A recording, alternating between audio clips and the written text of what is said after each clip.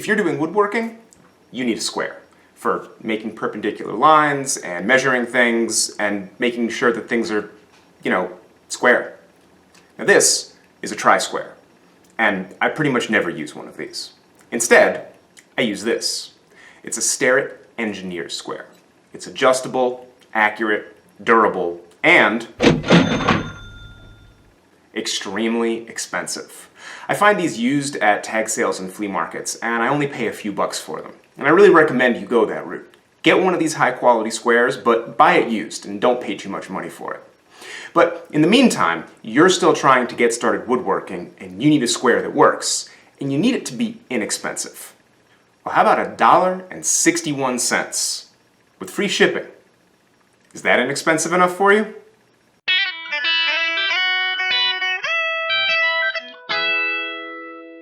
This is another one of these cheap import tools that I found online. I got this one from AliExpress, and there's an affiliate link down in the description. And the construction of this square is actually really interesting.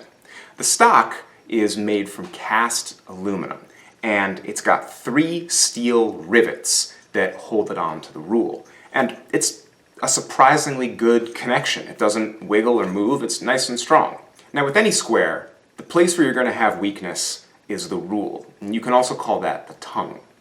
On my Starrett and other good quality squares, the rule is made out of hardened and tempered steel, so it's very difficult to bend it. And that's really important, because once the rule gets bent, the square is never really going to be accurate again. You kind of have to throw it away. Now for $1.61, you are not going to get a hardened steel rule on this cheap little import. But they did something really interesting instead. They made the rule out of spring steel. So it bends very easily, but it goes back to shape really well. And even though I've been messing around with it for about a month, it's stayed surprisingly straight. The construction overall, not bad. Now it's all very nice that this square is cheap and the construction is, sort of decent. That's great. But it doesn't count for anything unless the square is actually square. So let's test it. Testing any square is easy. You need a known flat and straight surface. This is a melamine shelf that I've been using as a reference surface for a long time. I know it's got a straight edge and a flat surface. When I want to test any new square that I've got, I put the square up against the edge, just like this, then take a pencil and strike a line all the way down the rule. Then I flip the square around, put it right up against that same line, and strike another line. When you take your square away, you should either have one line where the 2 lines overlapped perfectly, or you'll have 2 lines that are really close together and are exactly parallel to one another. If you get either one of those things, you know your square is true, and it's going to give you straight, perpendicular lines. So let's go ahead and test our cheap import. Put it square against the shelf, strike a line, flip it over, line it up, strike another line. And I'll be damned, it's actually accurate. This thing is as square as my expensive Starrett. Now, whether it'll stay that way for a long time, that's a whole different thing. But for right now, this is a perfectly acceptable tool. So for $1.61, this is a pretty decent tool, except it's got one big shortcoming. It is by far the most uncomfortable tool I have ever held. This aluminum stock here obviously came straight out of the foundry. They didn't sand it or deburr it or anything, and the edges are razor sharp. They also cast it with the bare minimum amount of aluminum. What do you expect for $1.61? But the result of that is that the walls are very thin and all the edges are just super uncomfortable. It's kind of a problem, but I think there's a really easy fix. Hold on.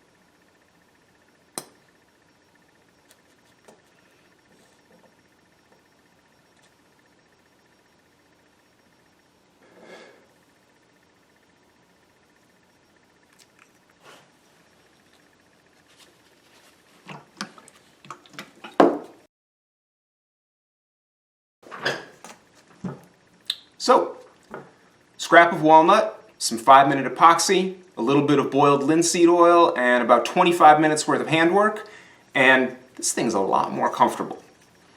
It looks nice too.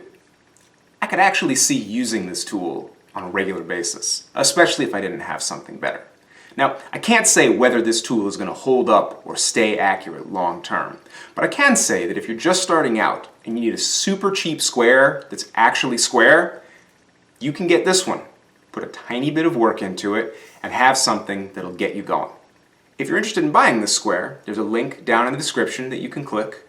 And if you like this content, go on over to patreon.com/RexKruger and check out the early access, exclusive content, and rewards that I have for my patrons. This is an unsponsored channel, and it is mostly supported through Patreon. And even if you can't support me through Patreon, I love having people just watching my videos. So thanks so much for watching. Hello?